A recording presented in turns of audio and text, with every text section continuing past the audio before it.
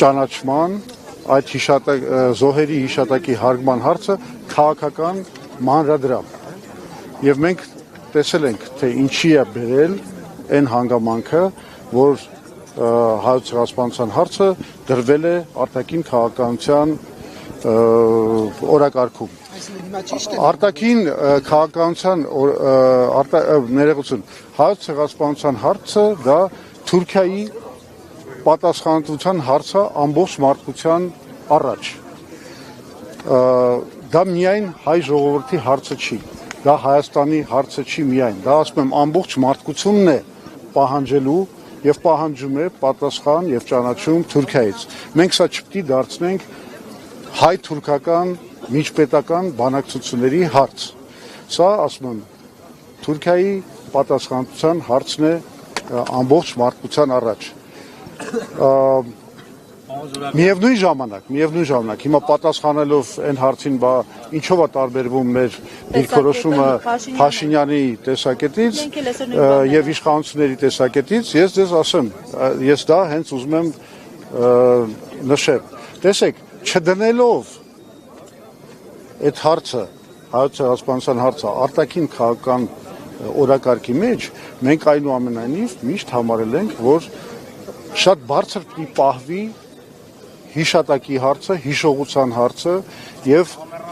մարդկության տեղեկացվածության հարցը հայոց ցեղասպանության փաստի վերաբերյալ։ Դա է պատճառը, որ 1995 թվականին 80-ամյակի կապակցությամբ ցեղասպանության երկու կարևորագույն որոշում ընդունվեց։ Մեկը այն էր, որ կառուցվեց ցեղասպանության թանգարանը առաջին նախագահի հրամանագրով 1995 թվականին եւ երկրորդ կարևորագույն որոշումը դա 80-ամյակին նվիրված ցեղասպանագիտության, ցեղասպանության լավագույն գիտնականների կոնֆերանսներ, որ տեղի ունեցավ Հայաստանում եւ առաջին նախագահը, եթե հիշում եք, ունեցավ հենց առաջին ելույթը այդ կոնֆերանսում, բնորոշելով ցեղասպանությունը որպես ծանրագույն հանցագործություն, ոճրագործություն մարդկության նկատմամբ, նորից եմ ասում, ոչ Հայաստանի, այլ հենց մարդկության նկատմամբ։ Եվ ես բոլորին խորհուրդ եմ տալիս այդ ելույթին ծանոթանալ, մենք անպայման կդնենք այսօր այդ ելույթը մեր, ասենք, սոցիալական ցանցերի հարթակներում, որպեսզի դուք կարողանաք այդ գնահատականին ծանոթանալ։ Այսինքն, մեր տարբերությունը հետևյալն է. մենք հիշողությունը վառ ենք պահելու միշտ։ Եվ եթե դուք տեսաք, մեր կարգախոսը այսօր մենք այս համաժողովրդական միջոցառումներին մասնակցեցինք հիշողությունը չես ջնջի կարգախոսով, որովհետև այ հիշողության վրա է, որ իրենք փորձում են հիմա կատարել ոտնձգություն, դրվում են հարցեր, տարօրինակ ակնարկներ, այն բանի մասին, թե արդյոք եղել է ցեղասպանություն, կամ արդյոք դա կարելի է կոչել ցեղասպանություն, կամ մի հատ էլ պետք է ուսումնասիրել ինչ է տեղի ունեցել, եւ այլն եւ այլն։ Այսա մենք, օրակարգ երբ բերվեց, դա համարյա արդեն ներկայացնում են հայոց ցեղասպանության հարցը որպես ինչ-որ կայսրական մի բանի քարոզչության մի մոդել եւ այլն եւ այլն։ Այսինքն սա, չէ, մի հատ ավարտեմ, հետո հարցերը կտակ։ Այսինքն սա արդեն մեզ համար անհանդուրժելի է, որովհետեւ հիշողությունը մենք ոչ մեկին թույլ չենք տա ջնջել, իսկ այսօրվա իշխանությունները ցավոք սրտի զբաղված են հենց դրանով, կրկնելով մոտավորապես բոլշևիկների 20-ականների, 30-ական թվականների քաղաքականությունը, որտեղ ուղղակի փորձում էին հայ ժողովրդին զրկել այդ հիշողությունից, այդ աղետալի ողբերգական ահավոր ժամանակների մասին։ Մենք ես այս կապակցությամբ ուզում եմ պատմեմ մի էպիզոդ 1995 թվականին կարծեմ 96-ին Ստամբուլում էինք, կարծեմ Սևծովյան միջազգային այդ կոնֆերանսի մասնակից էինք եւ այդ ժամանակ ուրեմն ադրբեջանցիները այդ Բոսֆորի Դարդանելի նեղուցում նավերով անցնում էին եւ հայկական դրոշ էին վառում։ Ուրեմն ես ձեզ մի բան ասեմ, ես կարծում եմ, որ դրոշ ես վառում, դա ավելի շատ ցավոք սրտի պարտության նվաստացման եւ թուլության հետևանք է։ Ես կգերադասեի, որ վառեն հայկական դրոշը։ Ես նոր բացատրեցի, որովհետեւ վառում են, երբ որ դու ես հաղթանակած։ Այսինքն դաշնակցությունը հենց ինչ որ արել տարիներ։ Ես չեմ ցանկանում հիմա գնահատական տալ, ես ասում եմ ընդամենը, ես կգերադասեի մի իրավիճակ, որ մենք լինենք դրության տերը եւ վառեն մեր դրոշը։ Պարոն Զուրաբյան, 3 կառավարության նիստից հետո Որը մենք ունեցել ենք։ Այդ իրավիճակը մենք ունեցել ենք։ Ամեն դեպքում, բայց դրա հետ հանդերձ ես ասում եմ, մենք պետք է ձգտենք խաղաղ կարգավորման։ Խաղաղ կարգավորման, հաշտության։ Մի հատ հերթով էլի ես չեմ հասկանում, ում պատասխանեմ։ Վերաբերյալ հայտարարություններ հնչեցրեց, տեղեկատվություններ տվեց, հավանաբար ծանոթ եք, ինչպիսի արտասանքություն։ Փաշինյանը, այդ Հայաստանի մեծագույն լուզերը, որը իրականում խնդրեմը հենց սրա մեջ է, ինքը ոչ թե իր անձի համար է լուզեր, ինքը Հայաստանի համար է լուզեր, ինքը Հայաստանն է դարձրել լուզեր։ Այսինքն մի մարդ, որը հայոց պատմության մեջ Հայաստանին, հայոց աշխարհին, հայ ժողովրդին հասցրել է ամենամեծ վնասը, որի գործողությունների հետևանքով բնաջնջվել է մի ամբողջ հայոց աշխարհ, ես նկատի ունեմ Արցախը, որի գործողությունների արդյունքում մենք կորցրել ենք նաև ինքնիշխան Հայաստանի Հանրապետության տարածքներ, այդ մարդը իրան իրավունք է վերապահում տալ ինչ-որ գնահատականներ առաջին նախագահի մասին, մի մարդու, որի օրոք մենք, ասենք 600 տարվա պատմական ընդմիջումից հետո ունեցել ենք հաղթանակներ, դուք եզրականություններդ ինքներդ արեք։ Պարոն Զուրաբյան, պետք է գնալ կորսյալ հայրենիքի հետքերով վերականգնել, թե ոչ, օրինակ ըստ Նիկոլ Փաշինյանի դա մեզ հանգեցնելու է մի կետի, որտեղ պետականությունը կորցնելու առաջ են կանգնում։ Չէ, ասում եմ, այստեղ կարևոր է մենք հասկանանք, որտեղ են անցնում մեր կարմիր գծերը։ Հասկանում եք, մենք էլ ենք հասկանում, որ հենց Նիկոլ Փաշինյանի կործանարար քաղաքականության հետևանքով ձևավորված իրողությունը այնուամենայնիվ իրողություն է, որի հետ պետք է հաշվի նստել, առերեսվել եւ փորձել գտնել լուծումներ։ Եվ մենք պատրաստ ենք գնալ լուծումների, գտնել հաշտության բանալին եւ Ադրբեջանի եւ Թուրքիայի հետ։ Բայց դա երբեք չպետք է լինի հայերի ինքնության հաշվին։ Այսինքն, եթե խաղաղությունը նշանակում է, որ Ադրբեջանն է սրանից հետո որոշելու ով պետք է ընտրվի մեր երկրում, ինչպես մենք պետք է փոխենք սահմանադրությունը, ոնց մենք պետք է հրաժարվենք անկախության հռչակագրից, որ մենք պետք է քանդենք մեր 1700 ամյա պատմություն ունեցող եկեղեցին, եթե այդպեսին է խաղաղությունը, այսինքն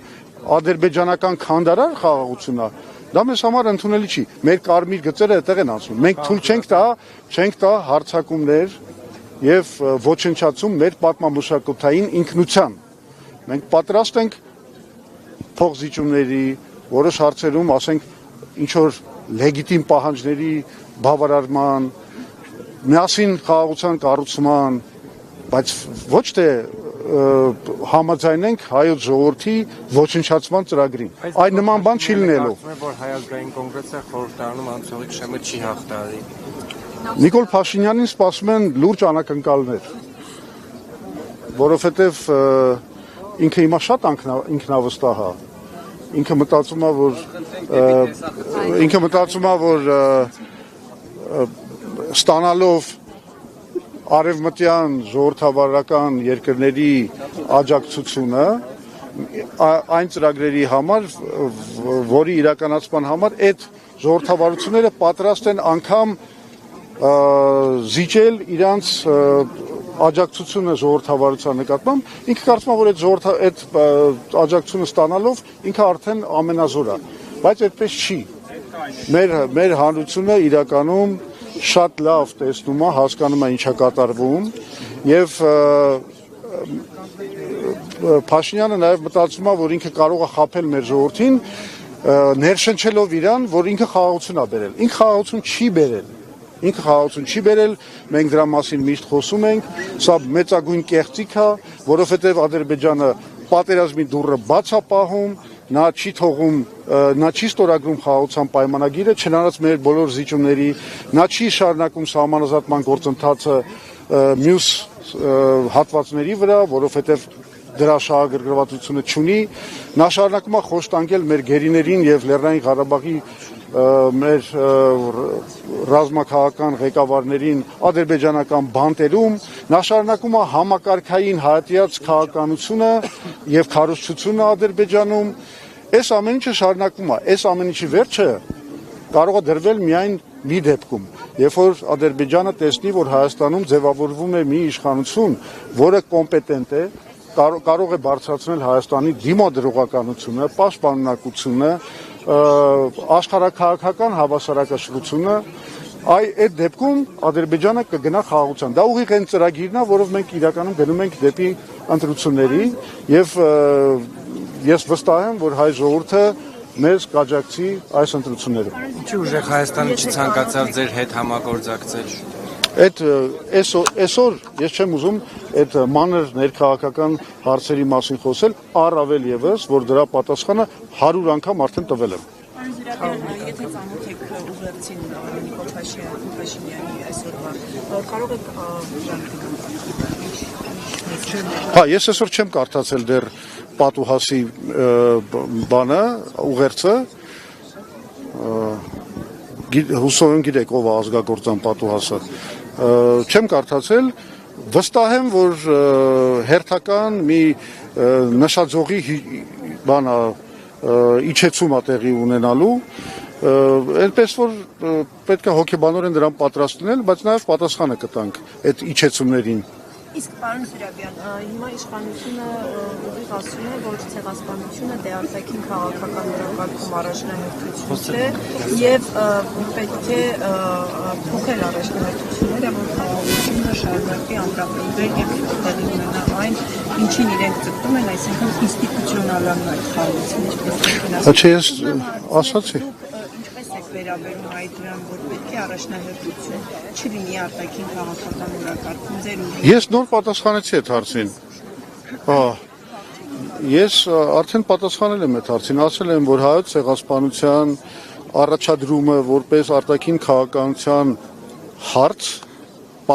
որպես պահանջ Թուրքիային, ունեցել է շատ ծանր հետևանքներ, որովհետև թուրքերը դրան պատասխանել են, հիմա ավելի բաց ասեմ ձեր հարցին պատասխան, թուրքերը այն ժամանակ պատասխանեցին դրանով, ասել են, դե եթե դուք պահանջում եք ցեղասպանության ճանաչում, եկեք ստեղծենք հայ-թուրքական պատմաբանների հանձնաժողով, որը կուսումնասիրի դրա իրական լինելը։ Դա իրականում շատ մեծ սխալ էր, որովհետև Հայաստանին դրեց շատ վատ վիճակի մեջ, որովհետև եթե դու ընդունում ես այդ առաջարկը պատմաբանների հանձնաժողովի ստեղծման, ստացվում է, որ դու ինքդ հարցականի նշան ես դնում ցեղասպանության իրողության վրա եւ պատրաստ ես քննարկել այդ հարցի իրողությունը։ Այդ ոնց որ ասենք Իսրայելը համաձայնվեր օրինակի համար Իրանի հետ ստեղծել համապատասխան հանձնաժողով հոլոկոստը ուսումնասիրելու հարցերի վերաբերյալ։ Իսկ եթե դու այդ մերժում ես, թուրքերը ասում են, դու հրաժարվում ես ուսումնասիրել իրողությունը։ Եվ մենք ընկանք շատ ծանր վիճակի մեջ այդ պատճառով, դա բերեց եւ Ցյուրիխյան ուրացման հայտնի են գործընթացին, այդ պրոտոկոլներին եւ այլն եւ այլն։ Այսինքն, մենք ասում ենք ցանկացած փորձ հայոց պետության կողմից դնել ցեղասպանության հարցը արտաքին քաղաքականության մեջ նսեմացնում է այդ հարցը, դարձում է այդ հարցը հայ-թուրքական միջպետական վեճի առարկա, մինչդեռ դա Թուրքիայի պատասխանատվության հարց է ամբողջ միջազգային բացեք էլի թողեք շարունակեմ մինչդեռ դա հարց է Հայաստանի պատասխանատվության ներողություն Թուրքիայի պատասխանատվության ամբողջ աշխարհի առաջ հասկանում եք մենք իրավունք չունենք նսեմացնելու այդ հարցը եւ դարձնել քաղաքական առևտրի առարկա մենք երբեք դա չենք արել եւ դա ունեցել է շատ լավ հետևանքներ որովհետեւ երբեք այնպես չի եղել որ հայոց ցեղասպանության ճանաչման գործընթացը դադարել է կամ դանդաղել է։ Հակառակը, հենց այն ժամանակ, երբ որ մենք այդ քաղաքականությունը տանում ենք, Ռուսաստանը, Ֆրանսիան, Հունաստանը ճանաչեցին հայոց ցեղասպանությունը։ Այնպես որ այս բանը, այս մոտեցումը բացարձակապես սխալ է։ Թուրքիան պատասխան միևնույն է տալու է մարդկությանը, ոչ միայն Հայաստանին։ Եվ մենք բայց ես նոր բացատրեցի։ Ես ասացի, որ 91 թվականից սկսած մեր արտաքին քաղաքականության հիմքում դրված է եղել հենց այդ մոտեցումը, որ մենք ցեղասպանության ճանաչման հարցը չպետք է դարձնենք քաղաքական առևտրի մանրադրամ եւ չպետք է այդ պահանջը դնենք Թուրքիայի առաջ։ Մենք կարող ենք գնալ կարգավորմանը համաձայնվելով դրա մասին չհամաձայնելու քաղաքականության վերաբերյալ։ Այսինքն Թուրքիան եթե ցանկանում է թող շարունակի պնդել, որ ցեղասպանություն չի եղել, մենք երբեք չենք ունենա ցեղասպանության փաստը։ Այն ինչ որ Փաշինյանի քաղաքականությունը, դա մի քիչ ավելին է, քան թե այն ինչ որ մենք ինքը փորձում է տանել դեպի ցեղասպանության փաստի ուրացում։ Այս սա է խնդիրը։ Շողիկ ջան, խնդրում ենք ավելին։